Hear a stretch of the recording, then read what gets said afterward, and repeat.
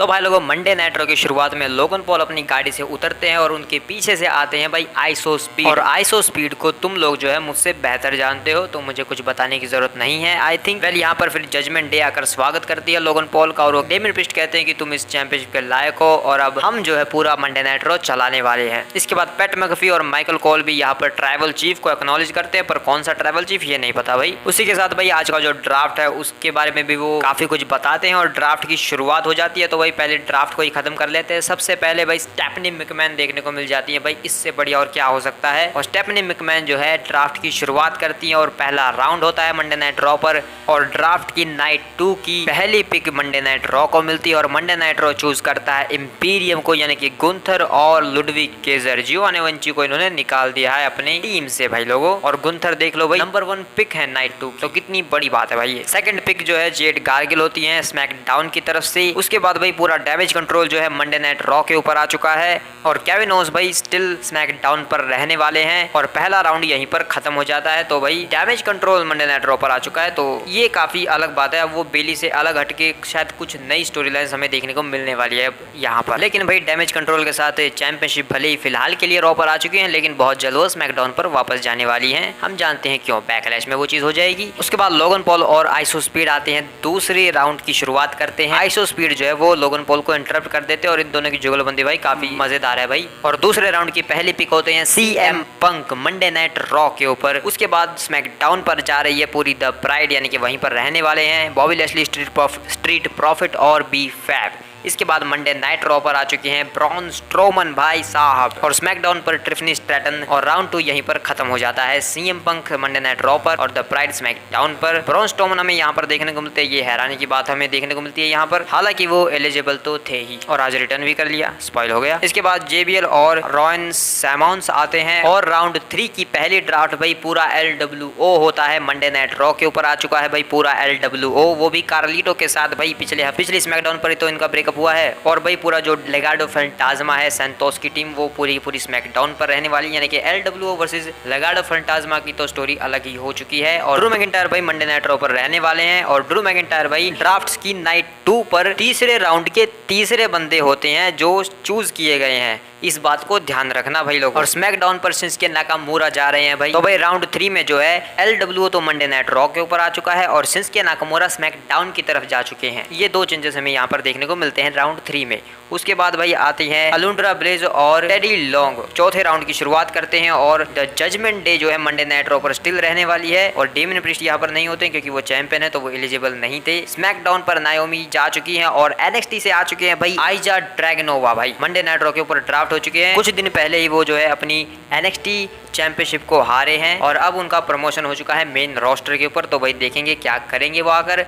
Chelsea green और Piper नेविन भाई SmackDown की तरफ जा चुके हैं। एडम पीर्स का शायद पीछा छूट चुका है चेल्सी ग्रीन से। तो यहाँ पर भाई ड्रैगनोवा जो है NXT से प्रमोट होकर रॉ पर आ गए चौथे राउंड में और चेल्सी ग्रीन जो है स्मैकडाउन के ऊपर जा चुकी हैं पाइपर नेविन के साथ। इसके बाद भाई डडली बॉयज आते हैं राउंड 5 को अनाउंस करने के लिए, वो भी टेबल्स लेकर भाई अपने साथ, क्योंकि भाई टेबल और डडली बॉयज गहरा नाता है भाई। और अपने स्टाइल में वो चीजों की शुरुआत करते हैं और राउंड 5 की पहली पिक होते हैं द न्यू डे बिना बिगी ई के। वैसे बिगी के दिन अच्छे नहीं चल रहे भाई। और स्मैकडाउन पर प्रिटी डडली जाने वाली है भाई। NXT से मंडे नाइट रॉ के ऊपर ड्राफ्ट हो चुकी हैं लाइरिया वेल्कीरिया भाई। कैंडिस लरे और इंडी हार्टवेल जो है वो स्मैकडाउन की तरफ जा चुकी हैं। तो यहाँ पर भाई हमें एक NXT प्रमोशन और मंडे नाइट रॉ से शिफ्ट होती हुई नजर आई इंडी हार्टवेल और कैंडिस लरे। इसके बाद भाई ड्राफ्ट का आखिरी राउंड स्टार्ट होता है राउंड 6 और भाई ये सबसे मजेदार राउंड था पूरे के पूरे ड्राफ्ट का, क्योंकि भाई दोनों जनरल मैनेजर्स आए थे, दोनों ही ब्रांड्स के, निक ऑल्डिस और एडम पियर्स, और इन दोनों के भाई फेशियल एक्सप्रेशंस देखने लायक थे भाई जब भी मंडे नाइट रॉ और स्मैकडाउन की तरफ से कुछ चूज किया जाने वाला था।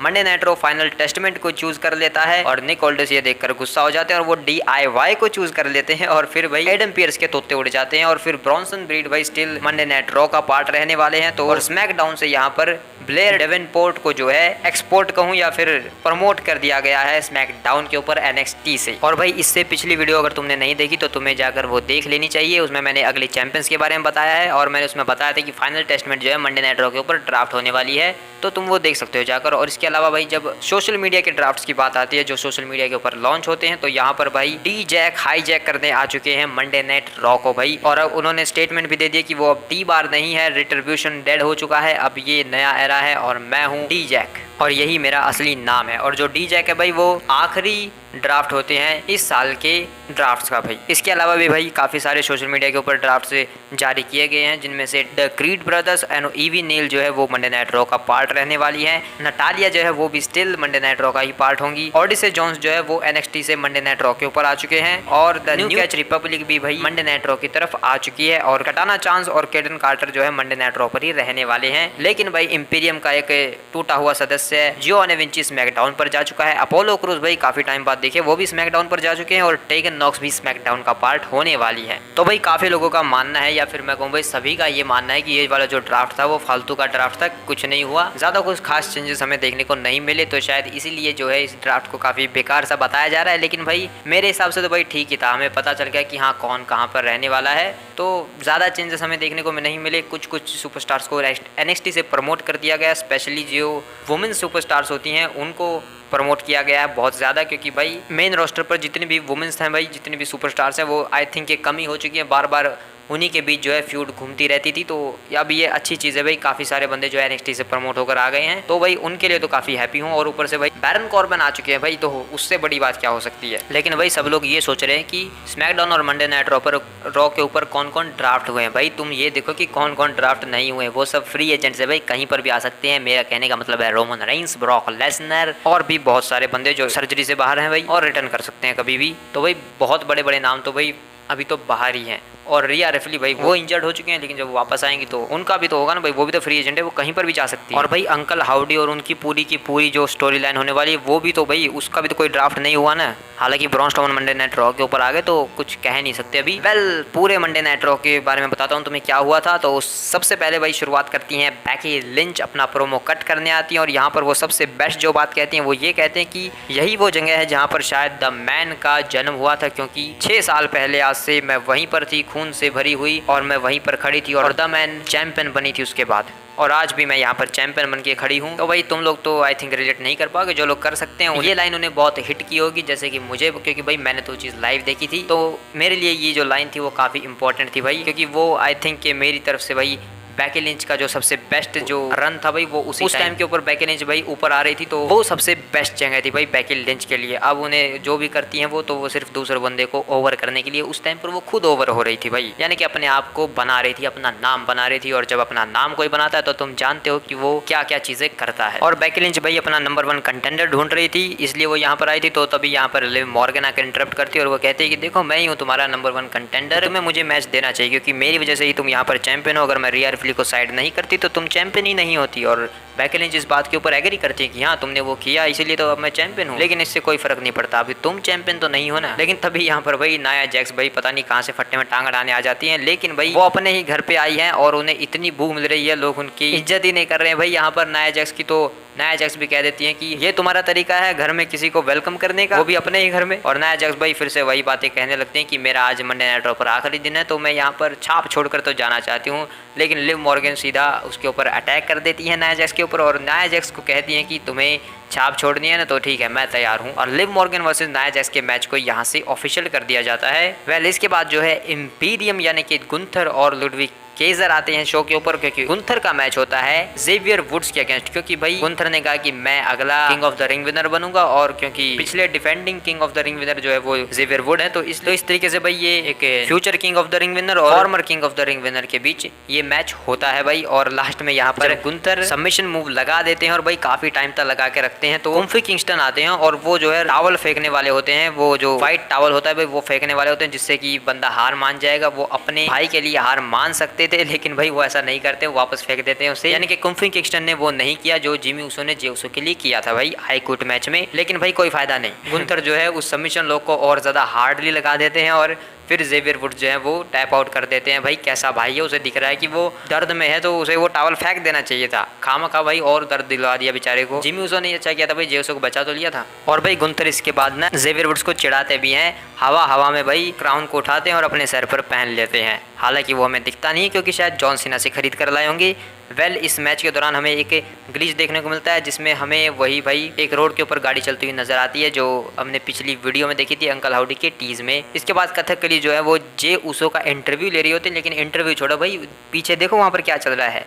वहाँ पर लिव मॉर्गन चली जाती हैं, लेकिन उसके पीछे पीछे वहाँ पर डोमिनिक मिस्टीरियो भी चले जाते हैं। भाई ये क्या हो रहा है भाई? डोमिनिक मिस्टीरियो नई मामी ढूंढ रहे हैं या फिर वो अपनी मामी का बदला लेने के लिए लिव मॉर्गन की कमजोरियां ढूंढ रहे हैं? पता नहीं भाई ये डॉम क्या कर रहा है, धरकी तो नहीं बन गया है। वेल यहाँ पर जे उसो इंटरव्यू में सिर्फ यही कहते हैं कि बैकलैश में मैं जाऊंगा और जीतूंगा, और लोगन पॉल की बात करो उसे तो मैं अभी संभालने वाला हूँ। और यहाँ पर जे उसो लोगन पॉल की बात इसलिए करते हैं क्योंकि जब लोगन पॉल अरीना में एंटर किए थे और जजमेंट डे ने उनका स्वागत किया था, तो वहाँ पर लोगन पॉल ने कहा था कि वो बंदा कहाँ है जिसे तुम पीट रहे थे, स्मैकडाउन से आया था वो जे उसो, हाँ जे उसो, वो कहाँ है? तो भाई जे उसो के ऊपर शॉट ले लिया था लोगन पॉल ने, इसलिए यहाँ पर जे उसो और लोगन पॉल के बीच भी लड़ाई स्टार्ट हो चुकी है। और इसलिए भाई जब लोगन पॉल और आइसो स्पीड अपने ड्राफ्ट कंप्लीट करके जाते हैं, कहते हैं कि हम जो है अब अपना असली बिजनेस संभालते हैं, और यहाँ पर फिर से वो अपनी वही बकवास करने लगते हैं और जे उसो को फिर से वो यहाँ पर शॉट लेने लगते हैं जे उसो के ऊपर अपने प्रोमो के दौरान। और तभी जे उसो आ ही जाते हैं वहाँ पर, और जे उसो फिर लोगन पॉल को समझाते हैं कि तुम क्या समझते हो, मैं कुछ नहीं कर सकता, मैं मेन इवेंटर बनने के लायक नहीं हूँ, मैं बैकलैश में जाने वाला हूँ, मैं चैंपियन भी बनूंगा और उससे पहले मैं तुम्हारी बैंड भी बजाऊंगा। और फिर लोगन पॉल हंसकर कहते हैं कि तुम क्या समझते हो अपने आप को,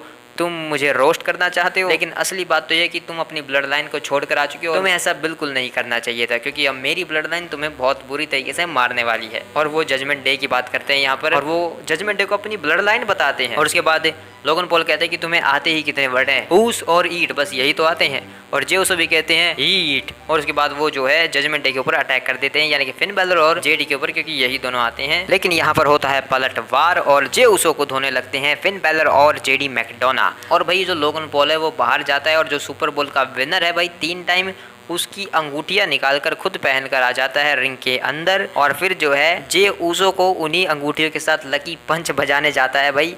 और क्योंकि जेडी जो है वो जे उसो को पकड़े हुए होते हैं, तो जे उसो भाई नीचे हो जाते हैं और वो मुक्का, वो लकी पंच लगता है सीधा जेडी मैकडोना के सिर के ऊपर भाई। और ये चीज़ देखकर भाई लोगन पॉल का चेहरा तो भाई देखने लायक था। इसके बाद और फिन बैलर भी काफ़ी हैरान थे और जे उसो आकर हंसने लगते हैं उन दोनों के ऊपर, लेकिन फिन बैलर जो है अटैक कर देते हैं जे उसो के ऊपर। और फिर लोगन पॉल भी जो है जे उसो को बजाने लगते हैं पूरी तरीके से, लेकिन तभी भाई एक मस्त सी दहाड़ सुनने को मिलती है हमें और पता चलता है आ चुके हैं ब्रॉन स्ट्रोमन। भाई ब्रॉन स्ट्रोमन का रिटर्न हो चुका है और ब्रॉन स्ट्रोमन रिंग के अंदर आते हैं, फिन बैलर को लगाते हैं एक चोक स्लैम, वो भी बहुत बड़ी चोक स्लैम भाई। उसके बाद रिंग के बाहर जाते हैं और लोगन पॉल को भगा देते हैं यहाँ से, क्योंकि लोगन पॉल खुद ही भाग जाते हैं भाई। मॉन्स्टर अमंग मैन से कौन पंगा लेना चाहेगा भाई। लेकिन भाई वो सुपर बॉल का विनर, 3 टाइम का सुपर बॉल विनर भाई, उसकी तरफ निगाहें जाती हैं ब्रॉन स्ट्रोमन की, क्योंकि भाई ब्रॉन स्ट्रोमन को तो आदत है भाई, कई बार ऐसा ही करते हैं वो दूसरे जो बंदे यहाँ पर आए हुए होते हैं दूसरे स्पोर्ट से WWE देखने के लिए, और वो इंटरप्ट करते हैं चीज़ों में, तो ब्रॉन स्ट्रोमन उन्हें जाकर कुछ ना कुछ कहने लगते हैं। लेकिन यहाँ पर जो है जे उसो आ जाते हैं और वो रोक लेते हैं ब्रॉन स्ट्रोमन को, कहते हैं कि चिल मार भाई, चिल मार, छोड़ हीट करते हैं अपन दोनों। और इसके बाद ब्रॉन स्ट्रोमन और जे उसो यहाँ पर चिल करते हुए वापस चले जाते हैं। तो भाई देखो कितना बड़ा सेटअप किया गया। लोगन पॉल आया भाई, आइसो स्पीड आया, लोगन पॉल का रिटर्न डे था भाई वहाँ पर भाई, 3 टाइम सुपर बॉल विनर भाई, बहुत बड़ी बात होती है, वो बंदा वहाँ पर था, इतने बड़ी बड़ी चीज़ें थी भाई। और वो सब किसके लिए भाई? सिर्फ ब्रॉन स्ट्रोमन के रिटर्न के लिए भाई। इतना बड़ा सेगमेंट किया गया सिर्फ और सिर्फ ब्रॉन स्ट्रोमन के रिटर्न के लिए। वहाँ पर जजमेंट डे भी थी भाई, लेकिन मैं तो कहता हूँ कि भाई यहाँ पर 10-20 बंदे और होते और ब्रॉन स्ट्रोमन अगर उन सबको बजाता, तब भाई ये सबसे ग्रेटेस्ट रिटर्न हो सकता था भाई। आई थिंक ज़्यादा हो गया शायद, छोड़ो आगे चलते हैं भाई। बैक स्टेज में भाई चैट गेबल जो है वो R-Truth की मासूमियत का फ़ायदा उठाकर एक आज और 2 बाद में वाले मैचेस ले लेते हैं। और वहाँ पर मिज आते हैं और वो R-Truth से पूछते हैं कि मैंने सुना है तुमने एक डील किया है, तुमने क्या डील किया है? तो वो बताते हैं कि मैंने एक आज और 2 बाद में वाली मैच की डील की है चैट गेबल से। तो ये तुम क्या बकवास कर रहे हो, एक आज और 2 बाद में? और फिर भाई वो ड्राफ्ट्स के ऊपर भी मजाक, काफ़ी फनी सेगमेंट हमें देखने को मिलता है। वो कहते हैं कि ड्राफ्ट्स हो रहे हैं, हो सकता है हम फुटबॉल टीम में चले जाएं, और मिस समझाते हैं कि हम फुटबॉल टीम में नहीं जा रहे, हम चैंपियंस हैं और हम यहीं पर रहने वाले हैं। उसके बाद R-Truth यहाँ से चले जाते हैं और चैट गेबल कहते हैं कि बड़ी अच्छी बातें करता है ये बंदा R-Truth। तो मिस कहते हैं सच में है। मिस यहाँ से चले जाते हैं और जैसे ही चैट गेबल पलटते हैं उनके मुंह पर लगती है एक किक भाई, और वो भी कोई मामूली किक नहीं, हलवा किक, क्योंकि यहाँ पर सैमी ज़ेन आ चुके हैं और फिर अब उन्हें राहत मिली होगी, अब ये मेरे मैच में इंटरप्ट नहीं करेगा शायद, इसीलिए। उसके बाद सैमी ज़ेन का मैच होता है इंटरकॉन्टिनेंटल चैंपियनशिप के लिए ब्रॉन्सन रीड के अगेंस्ट, और ब्रॉन्सन रीड तोड़ने की पूरी कोशिश करते हैं मैच में सैमी ज़ेन की, लेकिन कुछ नहीं कर पाते हैं। जब ये मैच जो है रिंग साइड पर चल रहा होता है तो ब्रॉन्सन ब्रीड जो है वो रिंग के अंदर लेकर आते हैं सैमी ज़ेन को, और जब खुद रिंग के अंदर जाने लगते हैं तो उन्हें अचानक से लगती है एक हलवा किक, पिन होता है 1-2, लेकिन तभी यहाँ पर जो है चैट गेबल आ जाते हैं और वो सैमी ज़ेन के ऊपर अटैक कर देते हैं, अपना सुप्लेक्स, अपना फिनिशर लगाते हैं सुप्लेक्स। उसके बाद जो है पंचेस की बरसात करने के बाद एंकल लॉक में फंसा देते हैं, और लेकिन एंकल लॉक से जैसे ही वो छोड़ते हैं तो ऊपर से ब्रॉन्सन ब्रीड फाइनली तोड़ ही देता है सैमी ज़ेन की, क्योंकि वो टॉप रो से फ्रॉग स्प्लैश लगा देते हैं सैमी ज़ेन के ऊपर। और यहाँ पर भाई चैट गेबल एक गलती कर देते हैं, वो इंटरकॉन्टिनेंटल चैंपियनशिप को उठाकर जो है खुद सेलिब्रेट करने की कोशिश करने लगते हैं, लेकिन ब्रॉन्सन ब्रीड पीछे से आते हैं और चैट गेबल के ऊपर भी अटैक कर देते हैं। और उसके बाद ब्रॉन्सन ब्रीड जो है वो इंटरकॉन्टिनेंटल चैंपियनशिप को उठाकर हवा में रेज करते हैं। तो अब शायद भाई चीजें जो है वो ट्रिपल ट्रेथ जा चुकी हैं और बैकलैश में शायद ये ट्रिपल ट्रेथ मैच अनाउंस हो सकता है। भाई अभी तक तो हुआ नहीं है, बाकी देखेंगे। इसके बाद कथकली जो है वो ब्रोकर टी का इंटरव्यू लेने लगती है और वो उनसे एनालिस्टिक पूछती हैं ड्राफ्ट्स का, भाई जो ड्राफ्ट्स आजकल चल रहे हैं तो उनमें सबसे अच्छी बात क्या हुई, तो वो यहाँ पर सीएम पंक का नाम ले देते हैं और कहते हैं कि CM Punk Monday night raw पर आ चुका है, ये बहुत बड़ी बात है। और तभी पीछे से ड्रू मैकिंटायर आ जाते हैं भाई, और ड्रू मैकिंटायर बोकर टी को कहने लगते हैं कि तुम्हारा दिमाग खराब है, तुमने अभी जो कहा फिर से कहना, तुम्हें क्या लगता है वो सीएम पंक यहाँ पर होने के लायक भी नहीं है, तुम सच में पागल हो। और यहाँ से ड्रू मैकिंटायर चले जाते हैं भाई। और भाई किसने कहा था, किसने वो नकली रिपोर्ट फैलाई थी कि ड्रू मैकिंटायर टेलीविजन पर नहीं आने वाले काफ़ी टाइम तक क्योंकि उनके हाथ में चोट लग चुकी है। नहीं भाई, ड्रू मैकिंटायर ऐसा बंदा नहीं है सीएम पंक की तरह जो हाथ की चोट का बहाना लेकर घर पर पड़ा रहे। इसलिए भाई जो है ड्रू मैकिंटायर वो अरीना की तरफ ही चले जाते हैं और वहाँ पर राउंड 3 चल रहा होता है ड्राफ्ट्स का भाई, जो JBL अनाउंस करते हैं। और ड्रू मैकिंटायर आकर सीधा कहते हैं कि तुम्हारा दिमाग खराब है, मैं इतना नीचे क्यों हूँ, पहली बात तो सीएम पंक मुझसे ऊपर क्यों है, देखो मुझे नाइट 2 के राउंड 3 के तीसरे प्लेटफॉर्म पर डाला गया है और ये गलत बात है। सीएम पंक यहाँ पर आता भी नहीं है, मैं यहाँ पर डेली आकर काम करता हूँ और वो जो है अपने घर पर पड़ा हुआ है और उसे मुझसे ज़्यादा रिस्पेक्ट दी मिल रही है,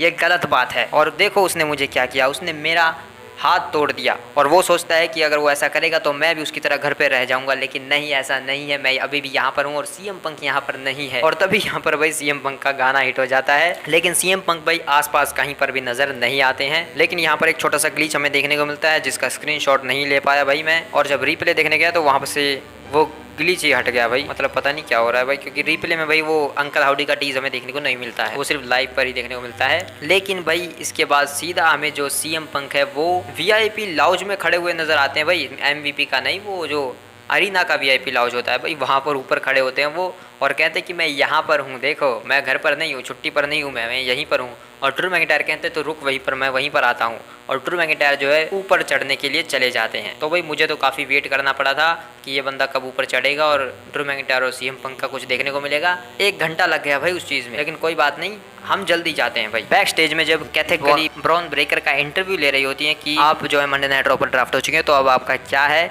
तो ब्रॉन ब्रेकर कहने लगते कि मैं यहाँ पर पूरा डोमिनेट करने वाला हूँ, सब कुछ टेक ओवर करने वाला हूँ। तभी पीछे से शेमस आते हैं और वो शेमस के ऊपर चढ़ने लगते हैं कि तुम क्या समझते हो, तुम टेक ओवर करोगे, नहीं मैं करूँगा। लेकिन शेमस कहते हैं कि देखो भाई मैं तो प्यार से तुम्हें बस बधाइयाँ देने आया था और मैं तो तुम्हें काफ़ी पसंद करता हूँ, मैं तुम्हारा फैन हूँ, तुम काफ़ी बैंगर कर दोगे, मैं भी काफ़ी बैंगर करता रहता हूँ। बैंगर करते हुए भाई पीछे से ड्रू मैकिंटायर जो है वो सीएम पंक को ढूंढने के लिए जा रहे हैं। पीछे से यहाँ पर ड्रू मैकिंटायर चले जाते हैं और शेमस उसे देखने लगते हैं फिर, और ब्रॉन ब्रेकर कहते हैं कि बैंगर होने वाला है। और इसके बाद भाई ड्रू मैकिंटायर भाई जब वहाँ पर पहुँचते हैं ऊपर बिल्डिंग में, तो वहाँ पर हर एक लॉकर रूम को वो देखते हैं कि वो कहाँ पर है, तो उन्हें पता चलता है कि वो एक लॉकर रूम में, तो वहाँ पर जाते हैं। लेकिन वहाँ पर उन्हें कोई नहीं मिलता है, सिर्फ मिलता है सीएम पंक का साइन किया हुआ एक पोस्टर। उसे वो उठाते हैं और उसे उठाते ही अरीना के अंदर सीएम पंक का म्यूजिक जो है हिट हो जाता है। तो भाई जब ड्रू मैकिंटायर नीचे थे तो सीएम पंक ऊपर थे, और जब सीएम पंक को ढूंढने गए ऊपर ही ड्रू मैकिंटायर, तो ड्रू मैकिंटायर ऊपर आ चुके हैं और सीएम पंक वापस नीचे जा चुके हैं, वो भी रिंग के अंदर। तो भाई सोचो ड्रू मैकिंटायर का कितना दिमाग खराब हुआ होगा ये चीज़ देखकर। और सीएम पंक जो है वो अरीना के बीच आते हैं, रिंग के अंदर आते हैं और वहाँ पर अपना प्रोमो कट करते हैं और वो कहते हैं कि देखो मैं ज़्यादा टाइम नहीं लूंगा, बस 5 मिनट और 42 सेकंड लूंगा जितना तुम्हारा टाइटल रेन था। और सीएम पंक और भी बातें कहते हैं कि तुम क्या समझते हो, तुम्हारी कोहनी को मैंने तोड़ा, नहीं मैंने नहीं तोड़ा, तुम्हारी खुद ही टूटी है और तुमने मेरी को तोड़ा है, ठीक है, तो ये सब बकवास करना बंद करो मेरे सामने। और यहाँ पर वो ये भी कहते हैं कि जब मैं 100% फिट हो जाऊँगा तो मैं सबसे पहले तुम्हें ही मज़ा चखाऊँगा। और ऐसी ऐसी बातें कर वो यहाँ पर अपना प्रोमो कट कर देते हैं। तो भाई Drew McIntyre versus CM Punk की चीज़ें भाई काफ़ी बढ़िया चल रही हैं। सबसे बेस्ट सेगमेंट अगर मैं बताऊं आज की मंडे नाइट रॉ और पिछली 2-3 मंडे नाइट रॉ भाई सबसे बढ़िया अगर कुछ होता है तो वो ड्रू मैकिंटायर और सीएम पंक के बीच जो चीज़ें चलती हैं वही है भाई। और यहाँ पर फिर भाई सीएम पंक जो है वो माइकल कोल से पूछते हैं कि कितना टाइम हुआ, तो माइकल कोल कहते हैं कि आपने 2 मिनट के अंदर सब निपटा दिया। तो सीएम पंक कहते हैं कि हाँ अच्छी बात है। तो भाई बातों बातों में तो काफ़ी बढ़िया बातें चल रही हैं सीएम पंक और ड्रू मैकिंटायर की। बस अब जब ये दोनों 100% फिट होकर आपस में लड़ेंगे तो वहाँ पर भी भाई ऐसी ही बढ़िया चीज़ें हमें देखने को मिलनी चाहिए। वेल बैक स्टेज में जब अल्फा एकेडमी अपना सेलिब्रेट कर रही होती है और उनका सेलिब्रेशन होता है भाई, मैक्सिम डुपरी कहते हैं कि मैंने अपनी बढ़िया परफॉर्मेंस दी थी बैटल रॉयल में और मैंने 2 एलिमिनेशन की। और यही बात वो चैट गेबल को भी बताती है और चैट गेबल कहते हैं कि अच्छा 2 एलिमिनेशन की तो कहाँ है तुम्हारी चैंपियनशिप, तुम जीत गई ना। और फिर मैक्सिम डुपरी कहती है कि नहीं मैं जीती नहीं। तो चैट गेबल उसके ऊपर भड़क जाते हैं, फिर काहे का सेलिब्रेशन, चुप करो। और तुम दोनों मैंने तुम्हारे लिए टैग टीम मैच फिक्स किया तो आज जीत कर आना, मुझे निराश मत करना। तभी यहाँ पर ईवी नायल आ जाती है और वो मैक्सिम डुपरी को ले जाती है क्योंकि उनका मैच है। शो के ऊपर ये मैच होता है मैक्सिम डुपरी वर्सेस कैंडिस लरे के बीच। और भाई मैक्सिम डुपरी भाई इस मैच में अलग ही लेवल की परफॉर्मेंस दे रही थी भाई। ऐसा लगा कि भाई वो तो जीतने ही वाली है मैच को, क्योंकि लास्ट में उन्होंने एंकल लॉक लगा दिया था। लेकिन यहाँ पर ईवी नाइल के ऊपर अटैक कर देती है इंडी हार्टवेल रिंग साइड पर, जिससे ध्यान भटक जाता है मैक्सिम डुपरी का और कैंडिस लरे एक किक और उसके बाद अपना फिनिशर लगाकर पिन करके इस मैच को जीत जाती है। वैसे फिनिशर लगाया था कि फेस बस्टर भाई। तो भाई मैक्सिम डुपरी आज की भाई जो उनकी परफॉर्मेंस थी रिंग के अंदर भाई काफ़ी बढ़िया थी भाई। ऐसा लगा ही नहीं कि कोई मैक्सिमम मेल मॉडल वाली मैक्सिम डुपरी लड़ रही है। यानी कि भाई चैट गेबल की ट्रेनिंग ने और उसके बाद जो वो भड़क रहे इनके ऊपर तो उसने काफ़ी चीज़ों को चेंज किया है।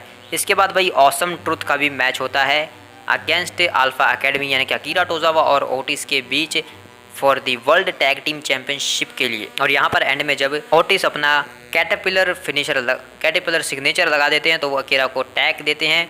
अकीरा टॉप रोप से जंप लगाते हैं लेकिन द मिज जो है उसे अपनी नी से रिवर्सल कर देते हैं और उसके बाद स्कल क्रशिंग फिनाले के लिए जाते हैं, लेकिन अकीरा टोजावा रिवर्सल कर देते हैं और यहाँ पर होता है टैग। R-Truth रिंग के अंदर आते हैं, उसके बाद लगता है ट्रुथ क्रशिंग फिनाले यानी कि इनका खुद का फिनिशर भाई, खुद का टैग टीम फिनिशर भाई। और उसके बाद ओटिस जब रिंग के अंदर आते हैं तो मिज उसे ड्रॉप किक लगाकर बाहर फेंक देते हैं और उसके बाद R-Truth रिंग के अंदर पिन करके अकीरा टोजावा को 1, 2, 3 और इस मैच को जीत जाते हैं और स्टिल हमारे वर्ल्ड टैग टीम चैंपियन रहते हैं ऑसम ट्रुथ।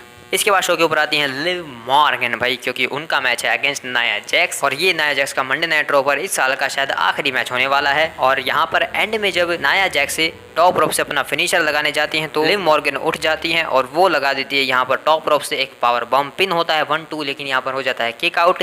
लेकिन इस मैच को भाई ट्रिफनी स्ट्रैटन ऑडियंस के बीच बैठकर देख रही होती है जिनके ऊपर भाई नायोमी आकर अटैक कर देती है। और भाई अब 2 लड़ाइयाँ चल रही हैं, एक रिंग के अंदर और एक रिंग के बाहर। कैमरामैन भी कंफ्यूज है कि दिखाऊं क्या, तो भाई वो नायोमी की फाइट ही दिखाने लगता है और नायोमी भाई लड़ते लड़ते जो है एप्रन के ऊपर आ जाती है जहाँ पर वो ट्रिफनी को तो आउट कर देती है। लेकिन यहाँ पर नाया जैक्स आकर नायोमी को नीचे फेंक देती है क्लोज लाइन से, जिसका फायदा उठाकर लिव मॉर्गन आती है और पहले लगाती है एक स्प्रिंग बोर्ड बुल डॉग और उसके बाद अपना फिनिशर और पिन करके 1, 2, 3 इस मैच को लिव मॉर्गन जीत जाती है। और उसके बाद जब लिव मॉर्गन बैक स्टेज में जाती है तो बेकी लिंच उससे कहती है कि तुम अपना मैच जीत गई, कॉन्ग्रेचुलेशंस, और अब तुम जो है नंबर 1 कंटेंडर बन सकती हो। तो यहाँ पर नंबर 1 कंटेंडर तो वो बन जाती है और लिव मॉर्गन चली जाती है। लेकिन तभी भाई पीछे से आ जाता है पूरा डैमेज कंट्रोल बेकी लिंच के भाई इर्द गिर्द घूमकर, जैसे वो गुंडे आकर घूमकर चले जाते हैं भाई शरीफ बंदों के ऊपर, तो वैसे ही। लेकिन यहाँ पर जाते जाते वो जो है बेकी के टाइटल को टच करके चले जाते हैं तो बेकी भी कहती है कि मेरे टाइटल को छूना मना है, समझे, आगे से मत छूना। उसके बाद जजमेंट एक क्लब हाउस दिखाया जाता है जहाँ पर डॉम कह रहे होते हैं कि हमें इतना नीचे क्यों किया गया है ड्राफ्ट, हम तो जजमेंट डे हैं, सब कुछ हम चलाते, तो हमें इतना नीचे ड्राफ्ट क्यों किया गया। तो डेमन प्रीस्ट समझाते हैं क्योंकि तुम लोग उसी लायक हो, मैं यहाँ पर वर्ल्ड हैवीवेट चैंपियन हूँ लेकिन तुम लोग क्या कर रहे हो, पिछले हफ्ते से हार ही रहे हो। लेकिन भाई तभी भाई जेडी अपना फूटी हुई शक्ल दिखाते हैं और डेमन प्रीस्ट कहते हैं कि देखो यही मैं कह रहा हूँ, देखो कैसे बैंड बजवा कर आए तुम खुद की, और अभी जो हमारा मैच है मुझे उसमें कोई भी गड़बड़ नहीं चाहिए और मेरी चीज़ों में टांग मत अड़ाया करो। तो मेरे मैचेस से मैं जेउसो को अकेला संभालना चाहता हूँ, लेकिन मैं समझता हूँ कि तुम लोग मेरी मदद करना चाहते हो, लेकिन मुझे नहीं चाहिए तुम्हारी मदद मुझे नहीं चाहिए, मैं अकेला संभाल सकता हूँ जेउसो को, ठीक है।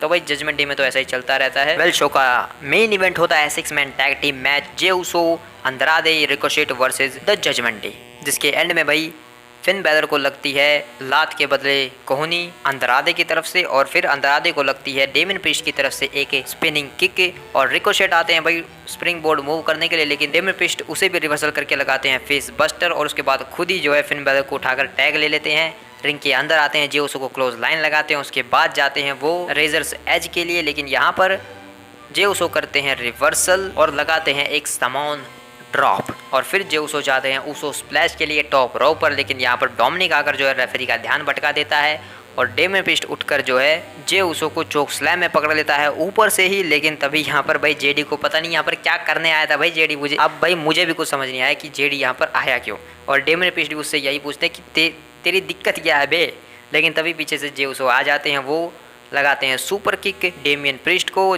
और ऐसी सुपर किक लगाते हैं कि वो डेमियन प्रीस्ट जो है जाकर फिन बैलर के ऊपर गिरते हैं, और फिन बैलर जो है रिंग से बाहर, और उसके बाद डेमियन प्रीस्ट मुड़ते हैं तो उन्हें एक और सुपर किक मिलती है, जेडी अंदर आता है उसे भी एक super kick, Finn Balor ring के अंदर आते हैं उन्हें मिलती है एक स्पीयर, उसके बाद टॉप रॉप से मिलता है एक उसो स्प्लैश, और 1 2 3 डेमियन प्रीस्ट जो है रिंग के अंदर नहीं आ पाते हैं पिन ब्रेक करने के लिए, और जे उसो की टीम इस मैच को जीत जाती है, और डेमियन प्रीस्ट जे उसो के फेस ऑफ के साथ यहाँ पर मंडे नाइट रॉ खत्म हो जाता है। तो भाई अगर आर ट्रुथ की बात मान लेते डेमियन प्रीस्ट और जेडी को समय रहते निकाल देते टीम से, तो आज शायद ये ऐसी नौबत तो नहीं आती। वेल भाई शो तो खत्म हो गया, और अगले हफ्ते के लिए भाई शायद कुछ दिखाया ही नहीं गया, लेकिन एक QR कोड हमें देखने को मिल रहा था जब डडली बॉयज़ आए थे शो के ऊपर, तो भाई QR कोड की खोजबीन जब मैंने की तो भाई वहाँ से एक वीडियो प्ले होती है जिसमें हमें भाई ब्रे वाइट का वो हाउस देखने को मिलता है भाई, जो कि भाई रैंडी ऑर्टन ने चला दिया था एक टाइम पर, और उसके बाद उस वीडियो में काफ़ी सारे ग्लिचेस और द डोर इज़ ओपन यानी कि दरवाजे खुल चुके हैं, उसके बाद क्या तुम मुझसे मिलना चाहते हो, और भाई लास्ट में मिलती है कि मेरी महिमा को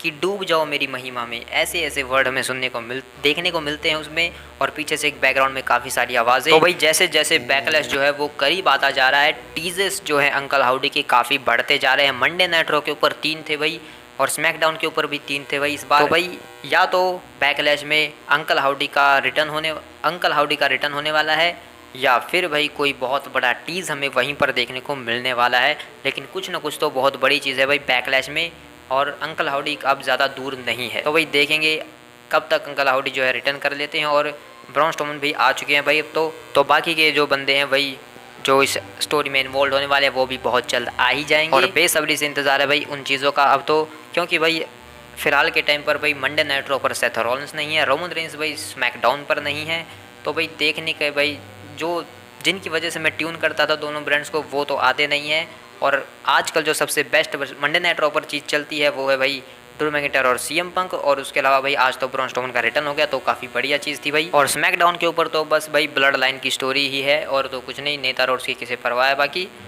तो मिलते हैं किसी और वीडियो में, तब तक के लिए बाय बाय।